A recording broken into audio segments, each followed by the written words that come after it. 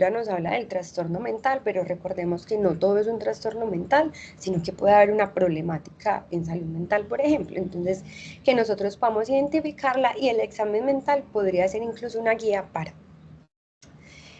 Yo les voy a compartir ahorita el chat un caso, ¿cierto? Que nos permite, y yo no sé si todos nos hemos visto esta serie, que la verdad también es una serie súper linda, es New Amsterdam, y ese es un psiquiatra que hace parte de esta entidad de salud, y hay un caso muy particular de una niña, y la idea es que podamos hacer como una reflexión también como del caso y pensar como en el ejercicio de cómo sería una descripción de esta paciente, pero en aras del tiempo, entonces en esta ocasión no lo voy a presentar, se los voy a mandar por el chat. ¿Listo? En el examen mental nosotros, o cuáles son los componentes del examen mental, en total serían 11, y cada uno de ellos pues con unos ítems a evaluar, pasaré por cada uno de ellos. En la apariencia general, nosotros qué evaluamos o qué deberíamos evaluar, todo lo que vemos, todo lo que inspeccionamos en el paciente desde el aspecto físico o como se nombra esa primera impresión. ¿Qué podríamos identificar? Si es saludable, si está en permiso, si el paciente se ve incómodo, si es pueril, que este ya también está muy relacionado incluso con la actitud. Acá nos mencionan si es un aspecto envejecido, aspecto juvenil, si está desaliñado, extraño, con buen aparente estado general, descuidado, ¿cierto? Cada uno usará la terminología adecuada. Es aquí donde nosotros evaluamos eso y en el examen mental empezaríamos con esa descripción.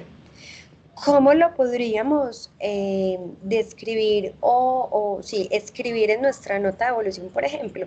Paciente con buen aspecto general, ya, o sea, no tenemos que ir como mucho más allá. O paciente con aspecto general poco cuidado, desaliñado, aspecto pueril, ¿sí? Pues ya dependerá de nuestro consultante. Esa sería la apariencia general. Evaluamos la conciencia, que aquí evaluamos los estados de la mente. Básicamente evaluamos como ese nivel de alertamiento. Entonces, si está alerta, si está somnoliento, si está nubilado, que ya estos últimos, pues seguramente no son pacientes que llegarán a nuestro espacio, pero entonces acá sí podríamos nombrar el paciente como el paciente está alerta o el paciente está somnoliento, un ejemplo. Y evaluaríamos el nivel de conciencia. Entonces aquí reconocemos como esas facultades mentales que el paciente puede tener.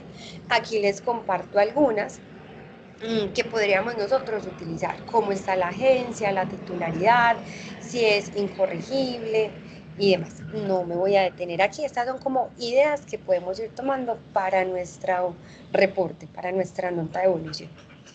Bueno, espérenme, acepto por aquí una intrusa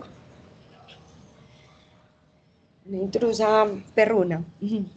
Requiere múltiples superiores, funciones cognitivas superiores. Entonces acá evaluamos cómo es la sincronización, si es propia o es externa del paciente y si el paciente está orientado en persona, entonces ahí diríamos que tiene una autopsiquia correcta o simplemente podríamos nombrar paciente autopsíquico y la alopsiquia es cuando evaluamos la orientación en tiempo y espacio.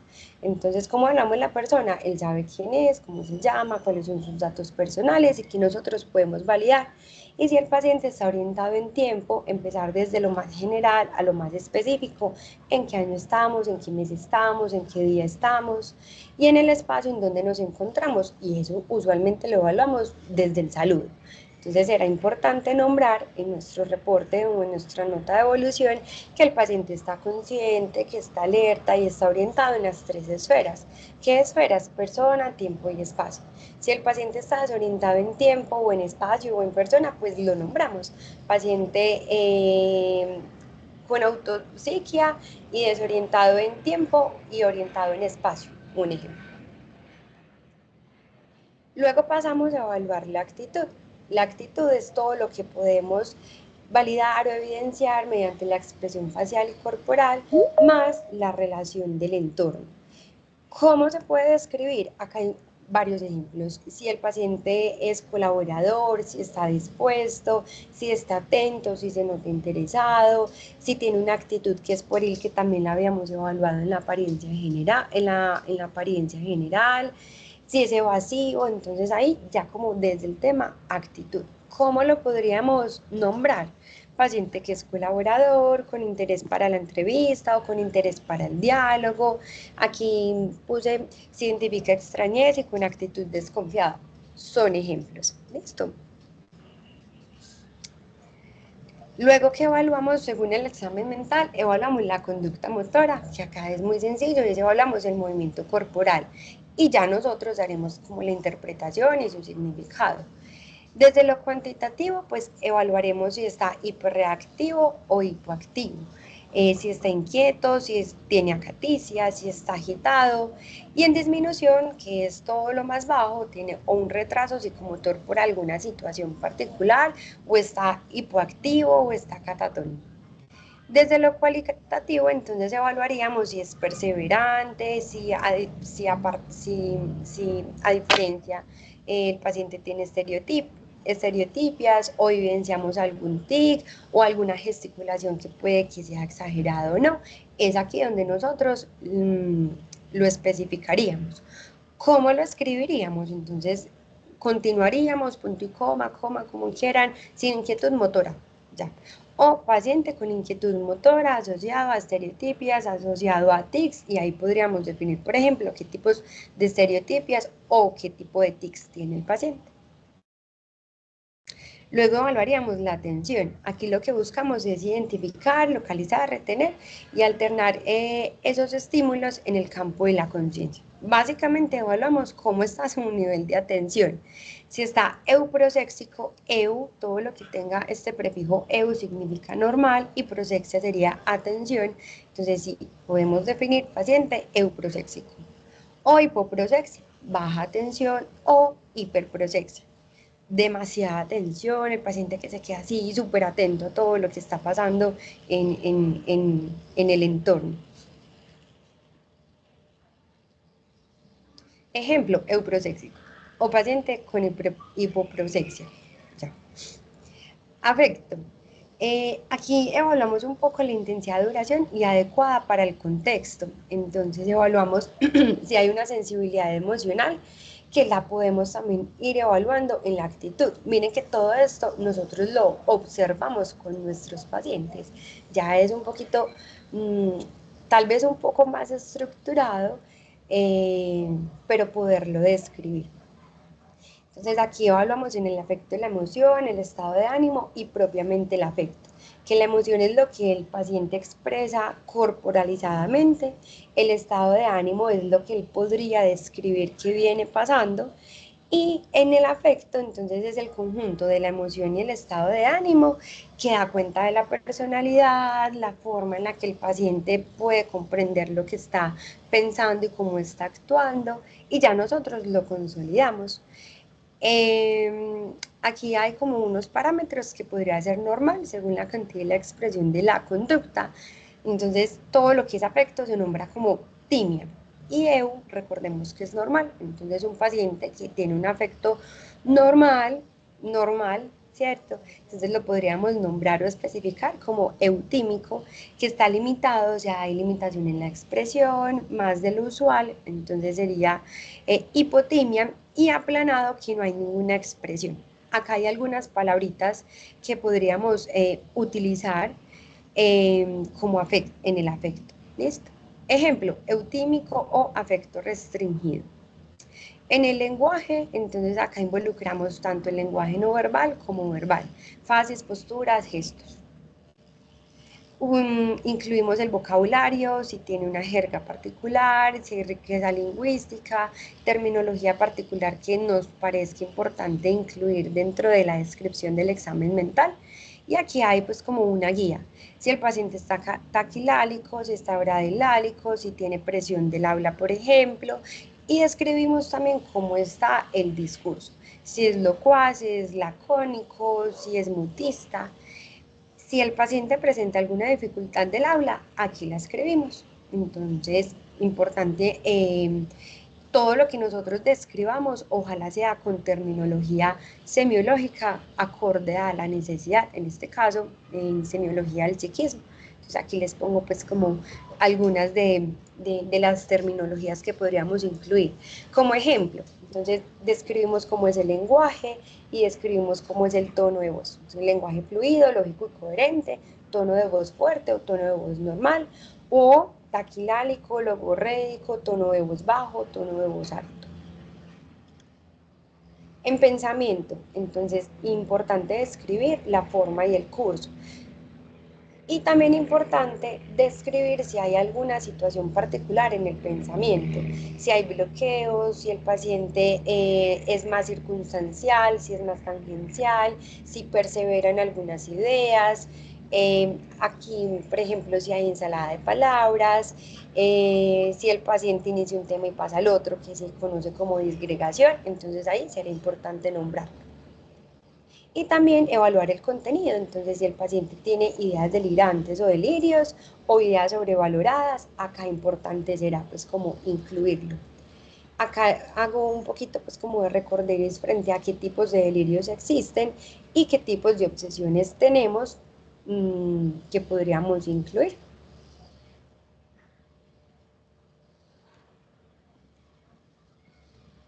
Ay, no me pasa.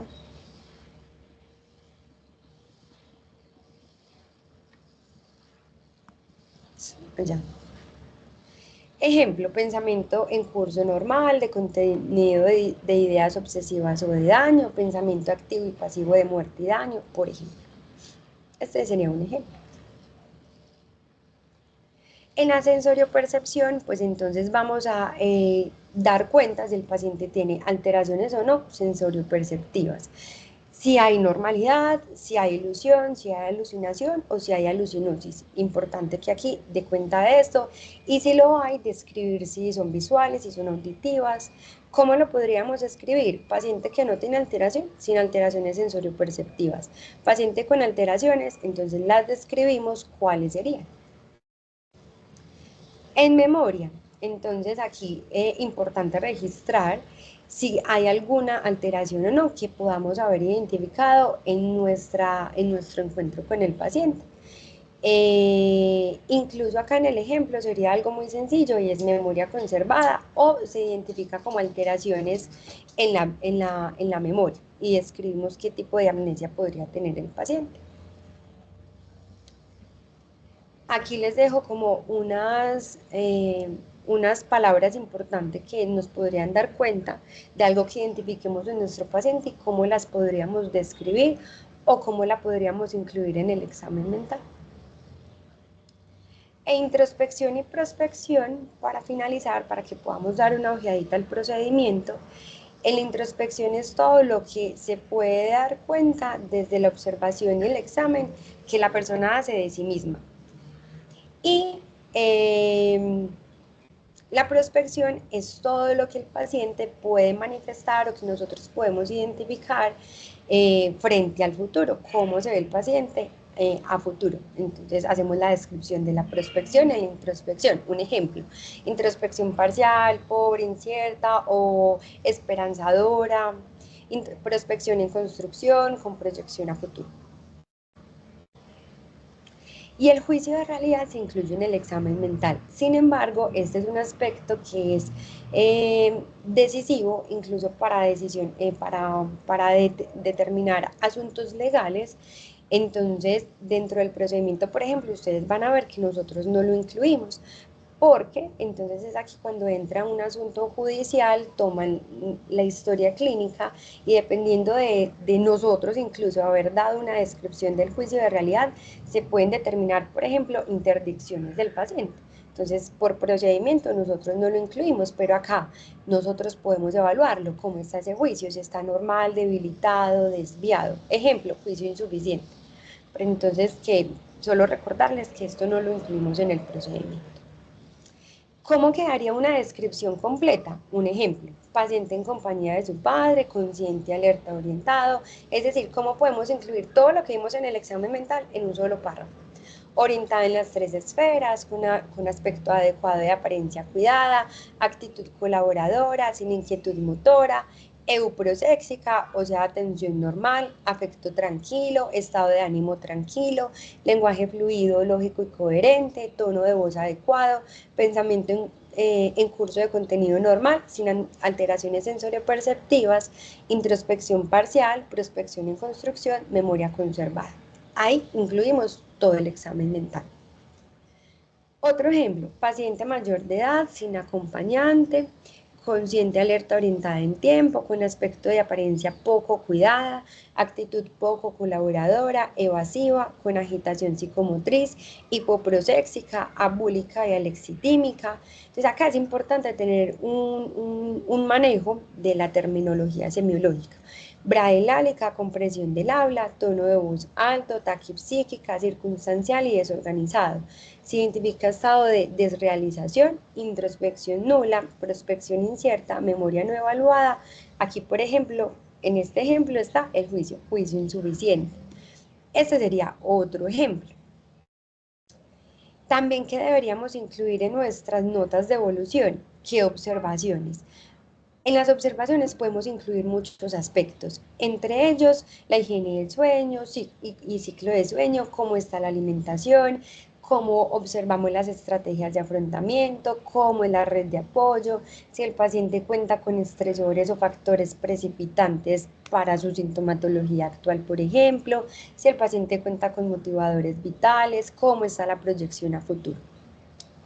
Y en plan, chicos, nosotros siempre hacemos plan con nuestros pacientes. Entonces aquí les dejo como unas ideas que están en el procedimiento también y que cada uno tiene un montón más de ideas para o de recursos que puede utilizar en la descripción del plan. Entonces, qué hicimos con el paciente y cuáles serán las acciones que estamos evaluando. La idea es que todo eso que nosotros hacemos lo podamos dejar planteado, plasmado en nuestras notas de evolución. Preguntas, dudas. Fue todo como muy a la super carrera, pero la idea era que pudiésemos alcanzar para la socialización del procedimiento. Yo les puedo compartir la presentación y que todos pues la podamos tener como a la mano.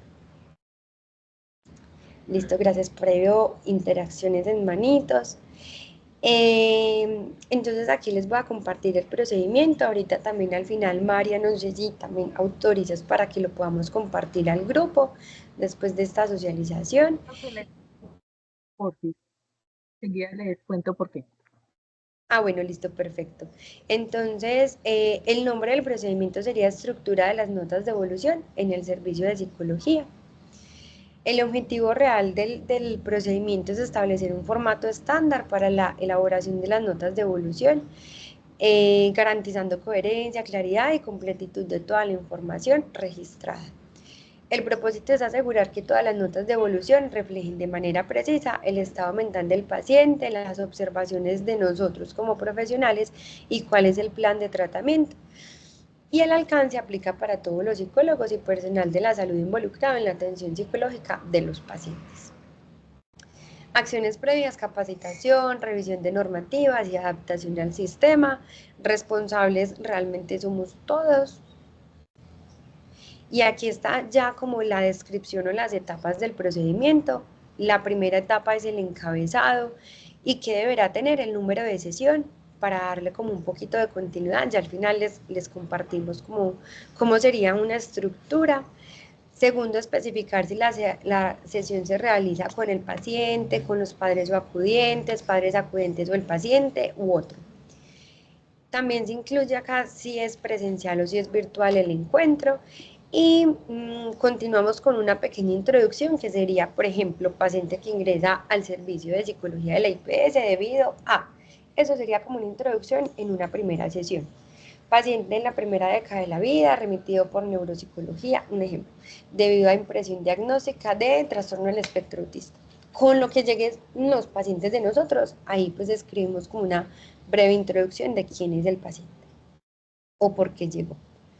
La segunda etapa vendría a ser el examen mental. Entonces aquí la idea es que nosotros podamos describir en un solo párrafo ese estado mental del paciente, incluyendo todos los aspectos que yo ahorita les acabo de socializar. Si ven aquí en el procedimiento está de una manera muy descriptiva como qué podríamos nosotros incluir, en el examen mental. Entonces también sería como una guía para nosotros. Aquí está todo, aquí el juicio incluso está en asterisco por lo que ahorita les mencionaba. Aquí les pongo un ejemplo, dos ejemplos que ya también ahorita los leímos, pero también están como en la guía para tener como esa referencia. Si al encuentro solo asisten los padres, entonces, ¿qué vamos a escribir? Pues vamos a escribir, vamos a continuar con las observaciones, no será necesario incluir el examen mental, porque en este caso los pacientes no son los padres, sino en este caso, por ejemplo, los niños, quienes atendemos niños. Entonces no sería necesario incluir el examen mental. La tercera etapa serán las observaciones de la sesión. Acá lo que realizaríamos sería una descripción detallada de los hallazgos que sean relevantes durante la consulta. Y aquí unas ideas de lo que podríamos incluir en la observación. La cuarta etapa vendría a ser el plan, que aquí daríamos cuenta de cuáles fueron nuestras intervenciones en ese encuentro. Sería una descripción de todas esas acciones o todas las intervenciones que nosotros, de manera a grosso modo, no tiene que ser algo muy explícito lo que nosotros escribamos, pero que sí dé cuenta de lo que se realizó en el espacio. Entonces, que básicamente, por ejemplo, siempre facilitamos un espacio para la expresión y validación emocional. Entonces, quienes quieran podrían siempre, por ejemplo, incluirlo. Se refuerza proyecto de vida y acá hay varias ideas que podríamos incluir dentro del plan, que son ítems que si ustedes alcanzan a leer, son muy generales a los pacientes, no es algo muy específico o como muy extendido, sino que es algo muy consolidado, pero que da cuenta incluso de lo que nosotros realizamos. Aquí más ideas. Y aquí por último, y que deberá ir dentro del plan, serían las remisiones. Entonces, si realizamos una remisión, entonces acá escribir que se realiza la remisión y aparte, pues en la nota de la remisión también pues incluir la descripción básica que todos hemos realizado. Entonces aquí si es para psicología o si es para neuropsicología, por ejemplo. Entonces, después de dar como toda esta introducción, ¿cómo podría ser un ejemplo de cómo quedaría esa nota de evolución? Entonces, en el encabezado, que podamos dar cuenta qué número de sesión es. Si es la primera, si es la 20, entonces ahí lo dejamos como explícito. Acá, por ejemplo, es un encuentro con una madre. Aquí quise compartir un ejemplo personal, ¿cierto? Pues como de alguna que realicé. Entonces la voy a leer, paciente en la segunda década de la vida, esta sería como la introducción o el encabezado. Relata que remitida por psiquiatría de SEMPI, quien sugiere continuar con terapias psicológicas. La madre verbaliza que la paciente presentó antecedentes de cutis y depresión. No se identifican responsabilidades en casa, se evidencian dinámicas relacionales conflictivas en el hogar, además de factores precipitantes del pasado. Se abordan problemas, esa vendría a ser la observación, se abordan problemáticas de la paciente con los padres referentes a las áreas sociales, familiares, personales y del desarrollo, y lo que se realizó en ese primer encuentro. Se realiza encuentro con la madre de la paciente, se resuelven dudas e inquietudes, se explica metodología de acompañamiento del proceso psicoterapéutico, quien comprende, acepta y firma el consentimiento informado. Y ahí podríamos incluir más cosas si en ese primer encuentro lo realizamos. Este es otro ejemplo, este sería de un paciente adulto. Primera sesión, examen mental, entonces aquí damos cuenta de que se trata de que la atención es con el paciente. Se describe un poco la observación de ese primer encuentro y se estructura o se especifica cuál fue el plan en ese primer encuentro con el paciente. Y listo. María, preguntas, dudas, observaciones, sensaciones. Sensaciones. Porfa, todos opinen o pregunten, por favor.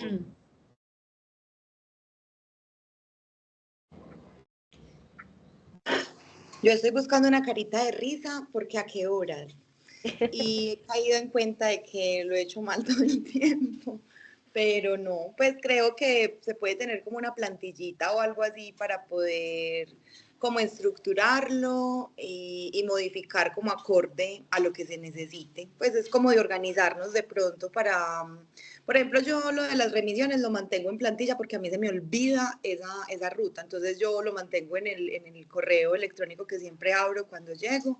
Entonces tenerlo de pronto como en esas notas o algo de Gmail o en un correo enviado o algo para que sea copiar, pegar y cambiarle como las cositas que se necesitan, pues acorde a las características del paciente, como para que nos dé tiempo, porque si no necesitamos sesiones de 1 hora y atendemos 40 minutos, no mentiras, pero sí, es como de organizarnos, de pronto de estructurar algo como entre todos, o no sé si esta hermosa Kelly nos manda sus plantillas que ya tiene, pues no sé, pero sí se ve mucho, pero si lo tenemos en plantilla, creo que la logramos. Lu, eso que dices es verdad. Por ejemplo, claramente al inicio y mientras cada uno, porque, o sea, cada uno tiene su forma y no está mal. Todos tenemos formas diferentes. Pero, por ejemplo, yo les voy a contar yo qué hago. Ya después de la segunda, tercera sesión, lo que yo hago es que copio lo de la sesión pasada y si hay alguna variación frente a lo que encuentro en esa sesión, pues entonces lo que tú dices, lo cambio, lo ajusto. Si hay observaciones diferentes, pues las ajusto, porque realmente es algo que es muy generalizado. Entonces ya es sino como se copia y se pega y se ajusta según la necesidad. Entonces, la primera, la segunda vez que lo hagamos con los pacientes, pues puede que sea un poquito más demorado, pero teniendo la plantilla, sí, es ágil, uno lo logra. Sí, súper. Y además, pues yo en lo personal me di cuenta que mis notas de evolución son nada. O sea, yo pongo pues, un párrafo y ya, pues como algo muy para mí y no, porque es que las notas de evolución son muy legales. Entonces, bueno, muchas gracias por decirme que todo está mal. No, mentiras, Gary. Abrazo. Gracias, Lu. Parte de la intención de esta reunión es que podamos unificar las historias clínicas, las notas de evolución sobre todo, porque, bueno, recuerdan que a fin de año del año pasado tuvimos una auditoría y hubo la necesidad de que fuéramos mucho más concisos con la forma y el contenido de la historia y de la evolución. ¿Qué pasa? Nosotros, como servicio prestador de salud, debemos tener unas guías y esas guías evalúan de alguna forma qué tan juicioso es el profesional con el proceso y con la consignación, digámoslo así, el registro de la información de la terapia. ¿Listo? Entonces se supone que la guía va a haber una capacitación de aquí a fin de año, espero estar dándola yo y explicándoles guías de acuerdo a los diagnósticos más frecuentes que nosotros tenemos. Entonces esas guías nos dicen, el paciente debe tener tales y tales seguimientos y eso debe estar consignado en la historia clínica y en las evoluciones. Entonces, si nos damos cuenta, un paciente que tiene depresión es un paciente con TDAH, porque se hace para los dos, para psico y para neuro, o sea, esto es para todos, debe tener un contenido básico que no puede faltar. Entonces, por eso queríamos empezar con esta parte de la historia clínica, que es el contenido como tal, que es el básico para todo el mundo, y ya luego pasar a lo que viene siendo las guías clínicas, que se supone que es de acuerdo a una entidad promotora de salud, que somos nosotros, poder seguir también esas pautas, o sea, tener el formato y ya luego tener claro cómo lo tenemos que consignar. Por eso es que estamos hoy aquí. Entonces, chicos, por favor, pregunten todo lo que puedan sobre de pronto términos que no hayan entendido, qué puede faltar, qué puede sobrar, qué puede omitirse, o sea, lo que necesiten, por favor, sin pena, porque se dan cuenta, yo creo que me incluyo, hace mucho tiempo yo también hacía las historias muy cortas, muy concretas, y nos estaba faltando mucha información, chicos. Entonces, o si sacan conclusiones también, porfa, compártanlas. Alguien por ahí había levantado la manito.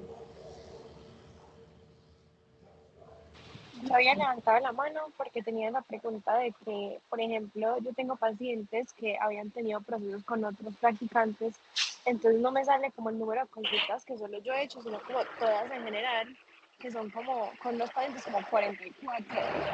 Entonces, como que no sabía cómo hacer, porque me tocaba como contar cada una pues de las atenciones que he tenido, pero entonces creo que lo que voy a hacer es como contarlas una vez y ya marcarlas y acordarme y fijarme la anterior cuál era porque no coincide con el número que me sale. Pues.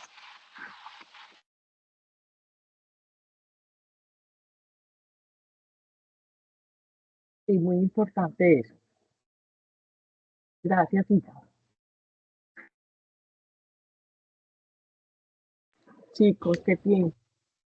Y sensaciones, dejémoslo aquí porque yo sé que es muy abrumador, pero si lo vemos desde otra perspectiva, yo creo que es también uno resaltar nuestro trabajo, porque nosotros no es que no hagamos las cosas, solo que no las dejamos por escrito.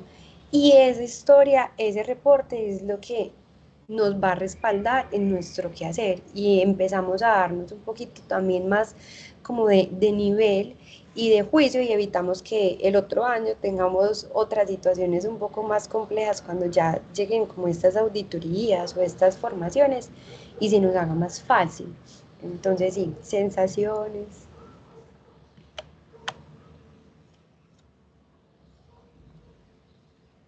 O incluso ideas, o sea, si tienen alguna otra propuesta, súper bienvenida.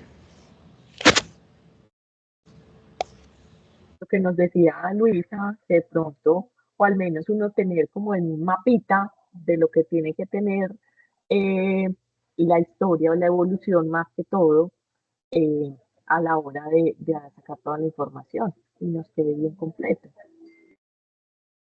¿Qué piensan? ¿Qué ideas nos pueden dar ahí, por ejemplo?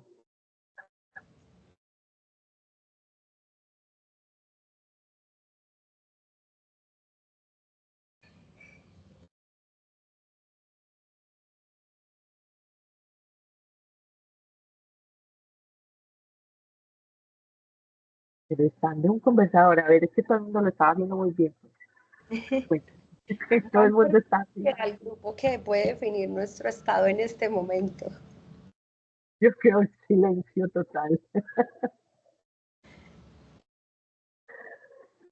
A ver, por ejemplo, los neuros, que aquí veo, a ver quién hay aquí de neuro. Chicos, ¿cómo lo ven para poder hacer esa recolección de información en neuropsicología? Por ejemplo, Anita,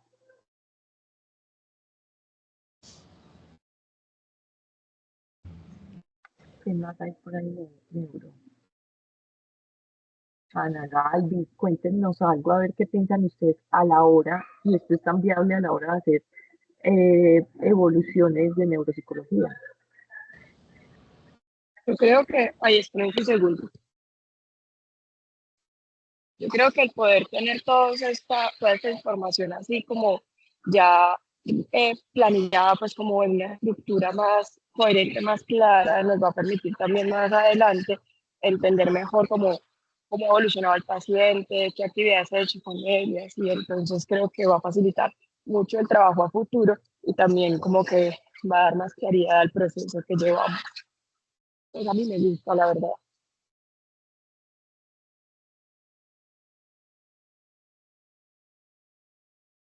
Bueno, entonces yo creo que estamos a tiempo para los que empiezan también consulta como a las 7:40 o no sé. Entonces, eh, igual Kelly y yo estamos atentos en caso de que si hay inquietudes, preguntas, vamos a estar súper pendientes. De pronto sacar como un esqueletico de lo que no tan especificado como lo tiene pues ahí Kelly, pero como los 4 puntos, son 4 más o menos los 4 puntos básicos de información que tiene que tener la evolución. Listo, chicos. Les agradecemos muchísimo que hayan asistido. La reunión quedó grabada, entonces apenas ya quede lista, también se las monto para que puedan darle una revisadita nuevamente. Listo. Que tengan un feliz Gracias. Chao, con feliz día. Chao, muchas gracias, Kelly. Chao, Chao. gracias. Chao.